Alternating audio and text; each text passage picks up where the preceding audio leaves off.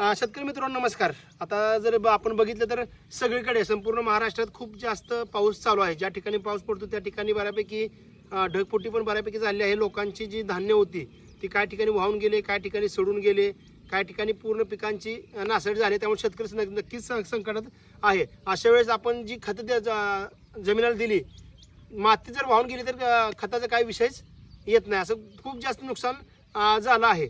तर त्यातून शेतकऱ्याला थोडा पाठिंबा सरकारने दिला तर खूप चांगलीच गोष्ट आहे।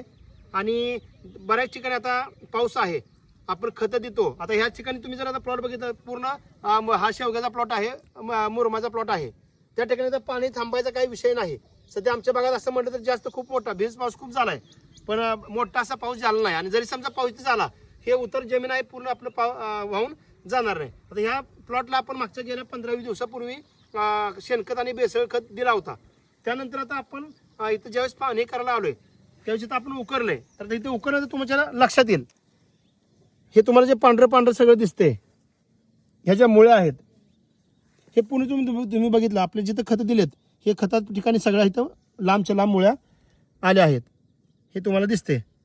आणि जर अशा मुळ्या झाडाच्या ऍक्टिव्ह असतील ह्या दिवसात, आता तुम्ही जर बघता तर गेले 10-12 दिवस झाले आमच्याकडे सलग पाऊस आहे, तरी पण सध्या असे फ्रेश एकदम चांगल्यापैकी मुळे या झाडाचे राहिले आहेत। त्यामुळे झाडाची वाढीवर काही परिणाम झालेला नाही। तर तुम्हाला बघितलं असतं की झाडं एकदम पिवळे पडणे, पानगळ होणे, खाली सडून जाणे हा प्रकार होतो, पण इथं अजिबात काही झालेलं नाही।